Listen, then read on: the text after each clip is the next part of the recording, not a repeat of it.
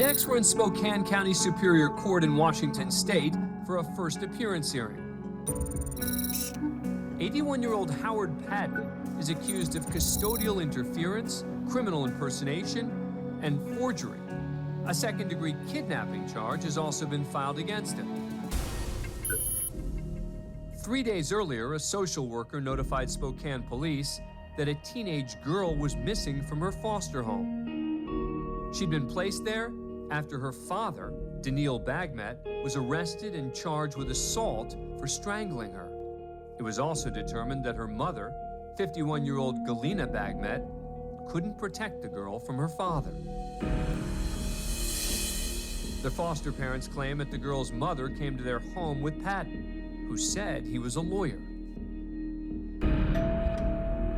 Patton gave them what appeared to be legal documents that threatened them with execution by firing squad, among other things, if they didn't return the child to Ballerini. The foster parents, who are Russian immigrants, thought the papers were legitimate, so they allowed Patton and Ballerini to take the girl. Police found the teen and her mother at the Ballerini house the next day. The girl was returned to foster care, and Gianina was arrested and charged with custodial interference.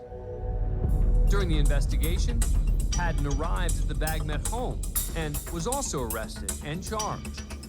Gianina Ballerini was not at the house and has not been charged for this incident.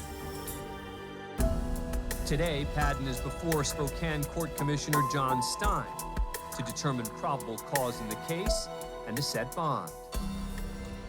Patton, who identifies himself in court papers as a sovereign American national, employs a standard sovereign citizen opener, quibbling over his name as the hearing gets started.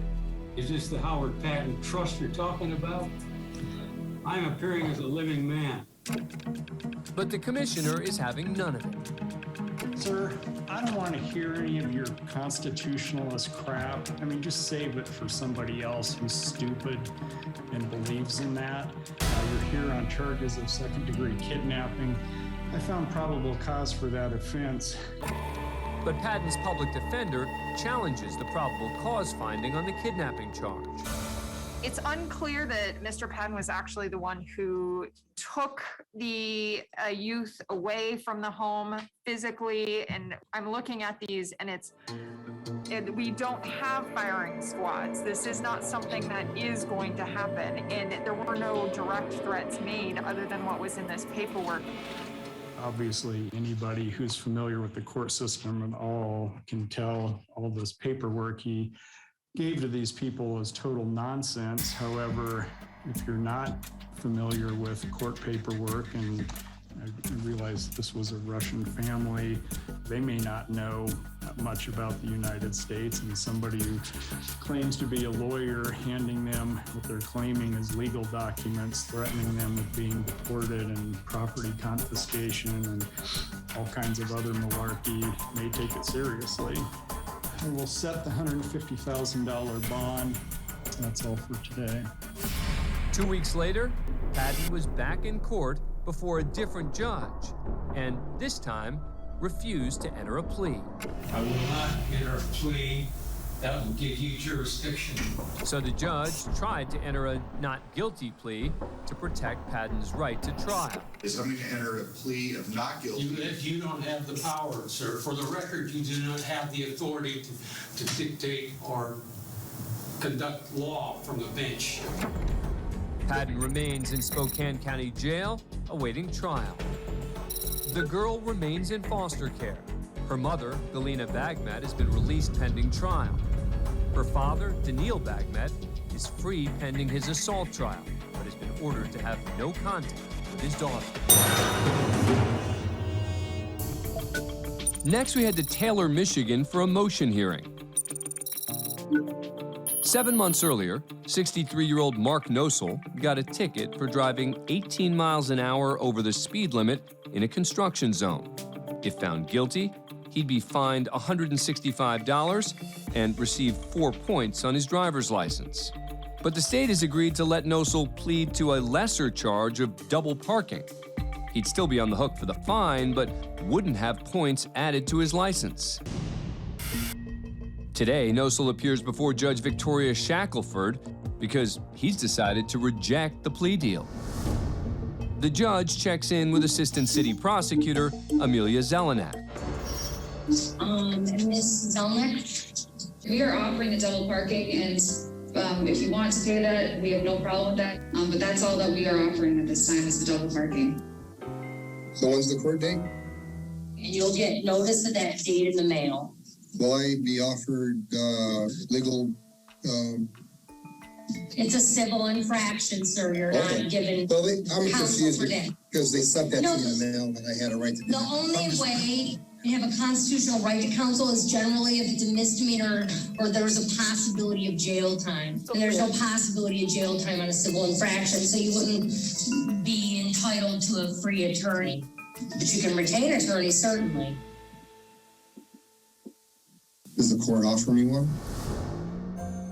It seems Judge Shackelford is beginning to lose her patience.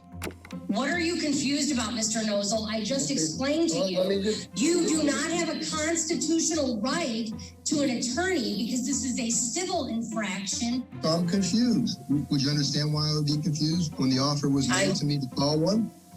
I don't have anything about offering you to retain an attorney. I got a letter to call an attorney from the city of Taylor that I would have the right to an attorney. That's the confusion. Can I be any more clear?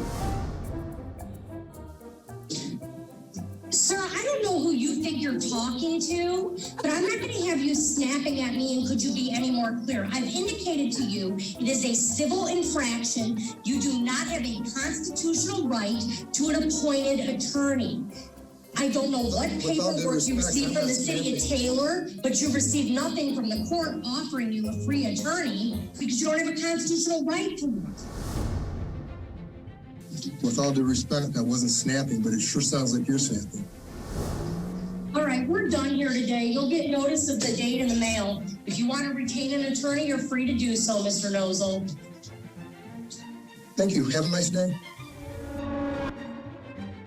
In the end, it appears Nosul's rejection of the offer paid off because 3 weeks later, when the parties had another hearing, the officer who issued the ticket failed to appear, and the case was dismissed. Next, we're in Georgetown, South Carolina for a plea hearing. 62-year-old Raymond Moody has been charged with murder, kidnapping, and criminal sexual conduct. 13 years earlier, Brittany Drexel, a 17-year-old from Rochester, New York, had gone to Myrtle Beach, South Carolina, without her parents' permission, to celebrate spring break with friends. One night when she was alone, according to court documents, Brittany met Moody and his girlfriend, Angel Voss.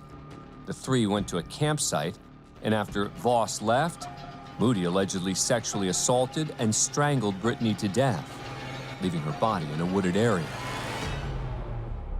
When Brittany's boyfriend didn't hear from her, he called Brittany's mother, who contacted police.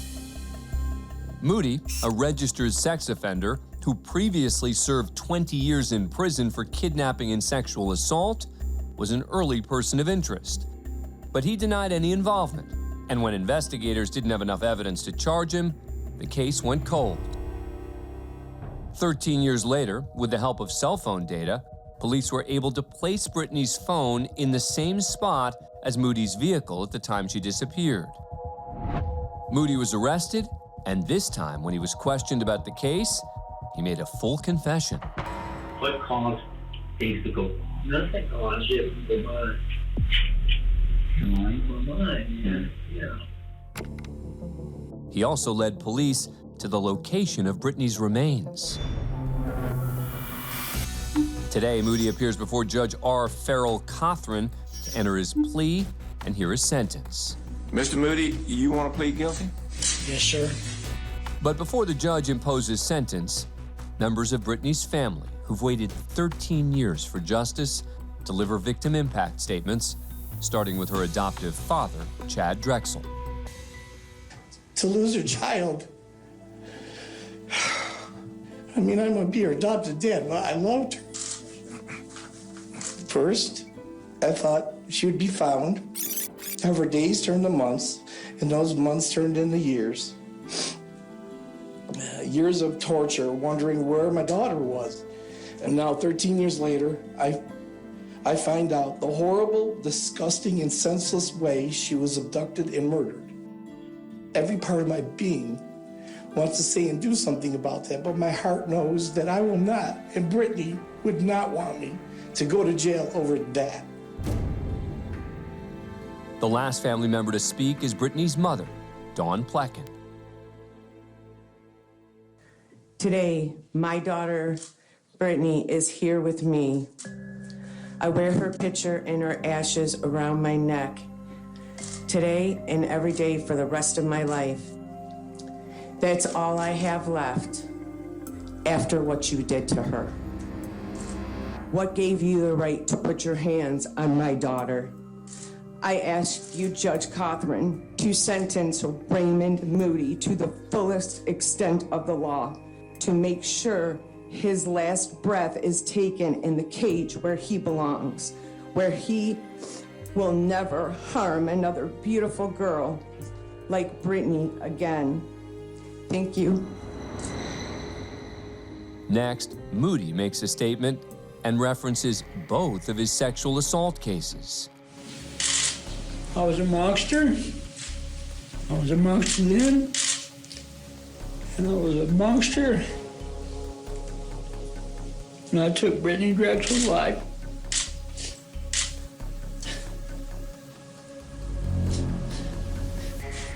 I don't have the words to express how horrible I feel. And I've felt ever since that day very, very sorry. That's all I've got to say. Finally, Judge Cothran delivers a few words to the defendant. Okay, Mr. Moody, the acts that you did were horrific. And I hate it for this family and all the years they've gone through not knowing what happened to their loved one. And it's my job to sentence you appropriately. And on the crime of murder, sentence to the court as you committed to the State Department of Corrections for the term of your natural life. For the kidnapping and sexual misconduct charges, Moody was sentenced to an additional 60 years in prison. He'll have no chance of parole. Moody's girlfriend, Angel Voss, cooperated with investigators and was never charged in the incident. Next, we're in the 31st District Court in Hamtramck, Michigan, for a virtual hearing on a civil infraction.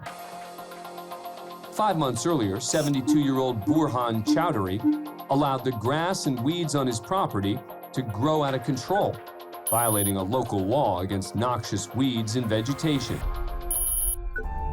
Chowy was undergoing treatment for lymph node cancer that left him too weak for yard work. His son, Shabir, who usually maintained the property for him, was out of the country when police issued the ticket. Shabir cleared the overgrowth when he returned to the U.S. Father and son are hoping for leniency today from Judge Alexis Crott, considering Chowy's medical condition and that it's his first offense. All right, you have a ticket for failing to keep the fence, walkway, sidewalk, or alley free of weeds, trees, or other nuisance vegetation. It's a first offense civil infraction. You can plead responsible with an explanation, or not responsible.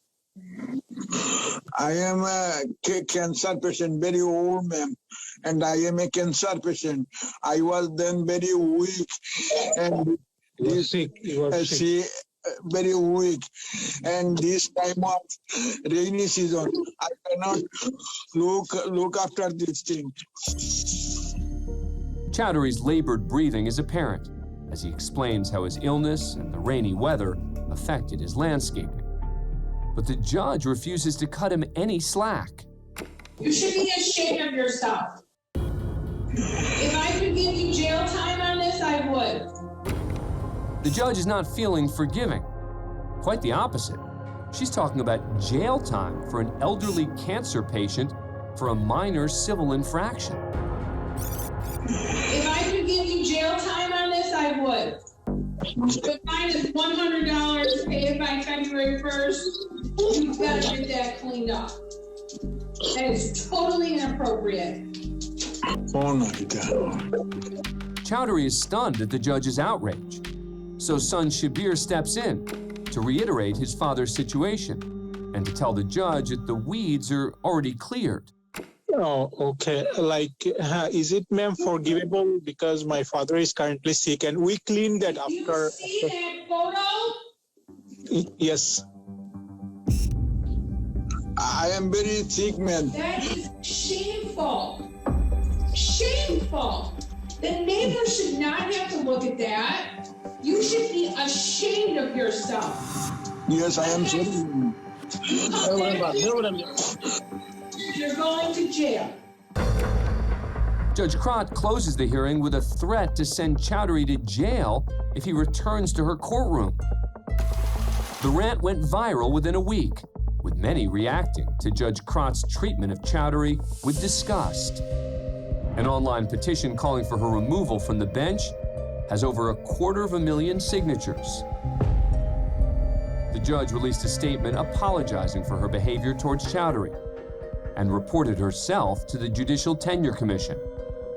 The Hamtramck City Council later voted to censure Judge Crott. Chowdhury's $100 fine was paid 2 days after the hearing. Next, we go to Centerville, Michigan for a preliminary hearing. 66-year-old Roslyn Keenan has been charged with resisting and obstructing a police officer and driving with a suspended license. The resisting and obstructing charge, a felony, is punishable by up to 2 years in prison, while driving with a suspended license, a misdemeanor, could land her in jail for an additional 93 days. Keenan is free on $10,000 bond, and today she appears without an attorney before Judge Jeffrey Middleton to discuss next steps in the case. Are you Roslyn Ray Keenan? I'm here as sui juris in propria persona, Roslyn Ray family of Keenan, beneficiary. Keenan appears to be making a sovereign citizen argument by refusing to identify herself to the judge. I'm here under fraud, menace, and duress. Judge Middleton checks in with the state prosecutor, David Marvin. Mr. Marvin, is there a plea offer here? What I would do is offer an attempt resisting and obstructing and dismiss count 2. And if there's no other incidents with law enforcement or any other reason to continue, I would dismiss this. What would you like to do? Are you asking me to take a plea? I'm asking you if you're willing to accept the prosecutor's plea offer. I don't understand that. Mr. Marvin, let's just put on a plea. Games. I'm serious. You are playing games, and first of all, you don't. I'm trying to advance to all right, what stop. Here. You don't interrupt the judge, whether you're a flat earther or not. I'm not flat earth. All right, well, this crazy stuff you're saying, I've got very little patience for it.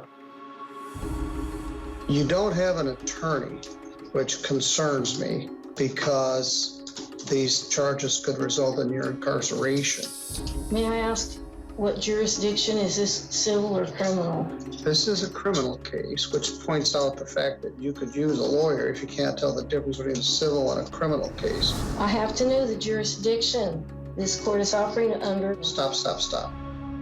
Sixth Amendment grants me the right to know the jurisdiction being applied. All right, stop. If you interrupt me one more time, I'm going to find you in contempt and you're going to go to jail. Objection, please. All right, I find that you're in contempt. You're going to jail.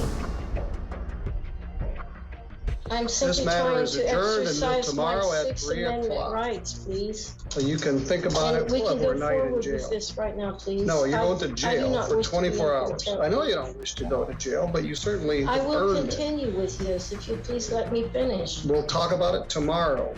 And you will be more respectful to the court. I can provide the citations. You will not interrupt the court. Your citations are meaningless. I'm sorry I So you interrupted can go with the officer. I don't want to argue about it. Take her out of here. We will address this tomorrow at 3 o'clock. The next day, after spending a night in jail, Keenan returns to court, but with a very different demeanor. Would you like me to appoint an attorney for you? Yes, All right, I'm going to appoint an attorney. thank you. Keenan was released from jail, and Judge Middleton scheduled a follow-up hearing. The case is pending. Next, we're in district court in Ann Arbor, Michigan, for a virtual hearing. 3 months earlier, 70-year-old Ariana Megnot was driving her mother to the hospital when she was pulled over and given a ticket for going 50 in a 45 zone. The ticket carries a $120 fine, and even more significantly, would add a point onto Megnot's driving record. The prosecution has offered her a deal. If Megnot pleads to the lesser charge of impeding traffic, she'll pay a higher fine but receive no points on her license. She previously indicated she would take the deal. But today, before Judge Cedric Simpson, Megnot has some other ideas. Did you wish to plead to the impeding traffic? Yes, but Your Honor, is there any way you can dismiss the charges? This is the first time I drove faster because my mother was sick. I'm not dismissing. My understanding is you were going to be pleading to the impeding traffic. But sometimes too, Your Honor, when you're overstressed, my mother called, she's 95 years old, and I drove faster to take her to the hospital. I sort of lost it, and can you just let this go for once, and then I will be comfortable? Okay, that'd be a no. How much are the charges, Your Honor? It would be, an impeding is what, 180? Yes, sir. Is 180. Okay, Your Honor, if you're not accepting it, so I guess I back off, I pay for it. I tried to. I'm not doing anything. It's up to you. You can head to a hearing on the original speeding charge, or you can accept the people's offer of impeding traffic. Those are your two options. I guess you're not, so I just pay for it. Is everything money, money, money, Your Honor? I will pay for it. Money, money. Ma'am. Can't you just forget it for once? Ma'am. I don't care about the money at this point. But if you think I'm up here and it's about the money, you are flat blasted wrong. Judge Simpson now appears thoroughly frustrated with Megnot and moves to end the hearing. So what do you want to do? I waited 1 hour and a half. Well, I've been up here 4 hours. So what do you want to do? I will pay the amount, $180. That's it. Do you want to plead to the impeding traffic? Of course, I went faster than I should have. Court will accept that admission of responsible. Fines and costs of $180. So when can you pay this? Now. Ooh, you don't want, you know what? You better check that attitude. You don't want to do that with me. Not today. Not today. You asked me, I said now. Yeah, sometimes it's not what you say, it's the way you say it. Pay it out at the counter. Pay it out at the counter, I'm done. Thank you, Judge. You'll take that case down there, make sure she pays it, get her out of my courthouse. Judge Simpson carries on with the next case, but later discovered that Megnot did not, in fact, pay her fine that day. Hold it, she didn't pay? That lady didn't pay? Where is... She already left. She already left? With my money? Yeah. After she... Well, she said she didn't want to give it cash. She was going to come back tomorrow with a check. She's going to come back tomorrow with a check. That's what she told me. Okay. Megnot did not return the next day with a check, but 4 days after that, she came to the courthouse and paid her fine in full. Next, we head to Woodhaven, Michigan for a preliminary examination. 62-year-old Wade Breo has been charged with armed robbery. 2 years earlier, police say Breo was in a big box store where an employee claimed he saw him stealing clothes. When the employee questioned Breo in the parking lot, the defendant allegedly brandished a knife before fleeing in a vehicle. Since the employee recognized Breo from past visits to the store, he was able to help police identify him. Breo was arrested and is being held on $300,000 bond. He's pled not guilty. Today, Breo appears remotely from the county jail before Judge Jennifer Coleman Hessen. All right, Mr. Breo, the allegations are that you committed an act of robbery armed, which is punishable as a felony by up to life or any term of years. When the judge is finished, the state calls its first witness, store employee Christopher LaFleur. And on that date, did you observe anything that would bring you into court today? Yes. Okay. What, if anything, did you observe? Using electronics, he quick selected a couple packages of digital film. He then went to sporting goods and he had a hat on his head prior and he took that hat off, grabbed a new one, took the tag off, put it on his head. After the hat, he went to the apparel and he took tags off 2 pairs of pants and then he concealed the pants. And did he pass all points of sale? Yes. Okay, and did you make contact with him? Yes. What did you say to him? I told him that I just needed the merchandise back that he had concealed. Okay, and when you got to the sidewalk, what did he do? He reached into his right pocket and brandished a knife. Breo seems to disagree with LaFleur's testimony. Okay, and what did you do as a result of that? Oh, I got out of the way. He told me I had 2 seconds to back the off. Okay, and were you scared? Yes. Were you in fear of your life? Yes.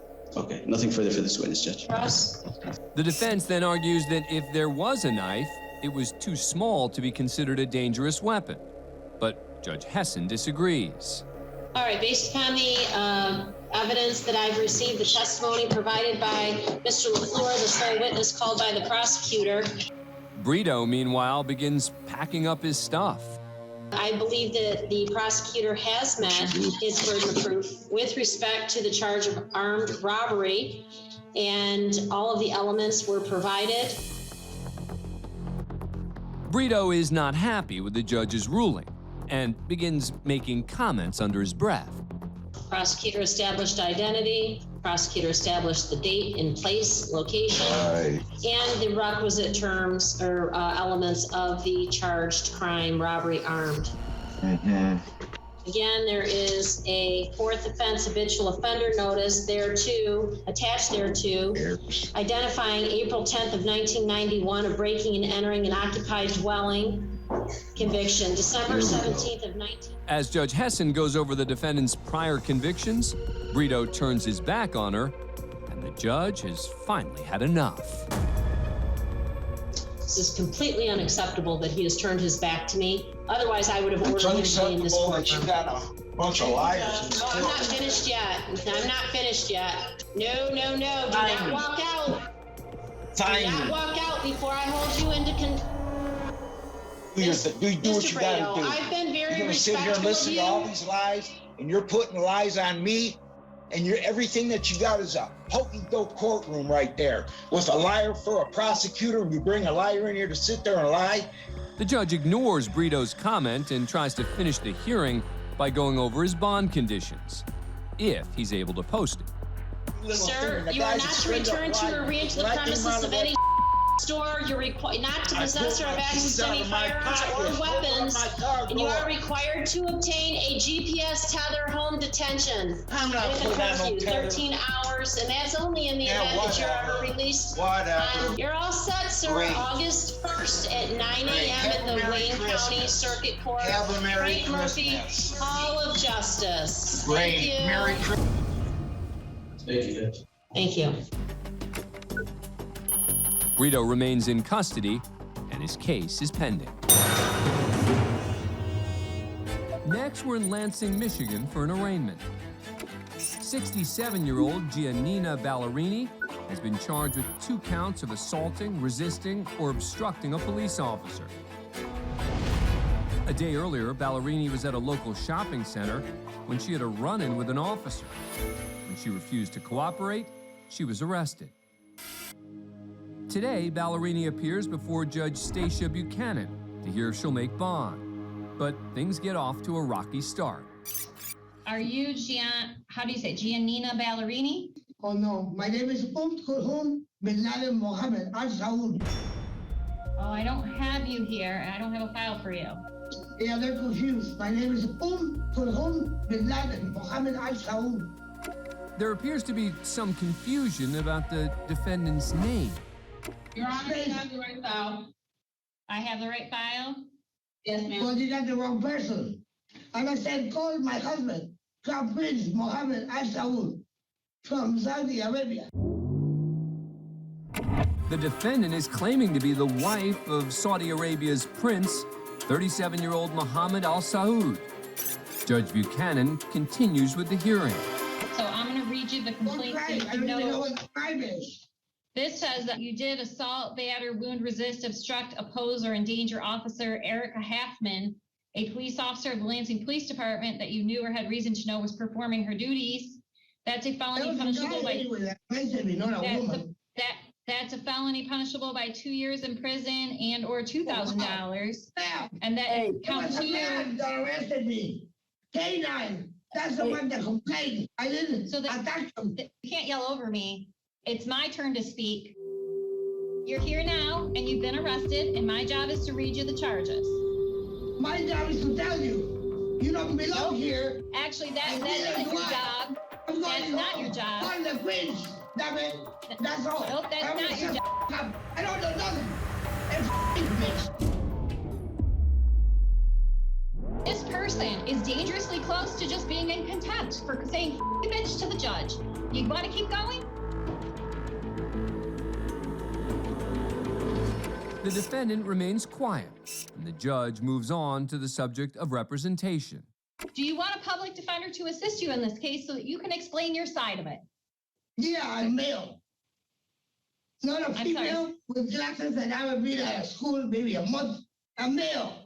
You don't get the right to request the gender of the lawyer who assists you. That's ridiculous. Call my husband, period. The Crown Prince that runs Saudi Arabia. And I'm Arabian, not American. So you don't own me, you understand? Do you have a local address where you can receive mail? Crown Prince, Saudi Arabia. Look it up. No. We don't give it away on the internet. Ms. Schroeder, anything you want to add so that I can make a bond decision today? Based on the lack of criminal record, I'd ask for a PR bond, but we need local information. That's all, for contact. My husband, Mohammed, he runs Arabia, Saudi Arabia, the one you got oil for, free oil. That one, that dude, you idiot. If the court's inclined to keep her in custody, I would ask that she be seen by psychiatric services. Thank you. From now on, I'm gonna shut up. Don't even say a word. I don't know nothing. Okay, based on the conversation here today, I don't believe that this defendant's going to appear for any future court dates. I have real concerns about the combative nature of what our discussion has been. So bond will be set at $10,000 cash surety. Ballerini did not make bond and remains in custody. Her case is pending as she undergoes a mental health evaluation. Thanks for being a fan of Court Cam. Subscribe to A&E to never miss a new video and catch full episodes on aetv.com.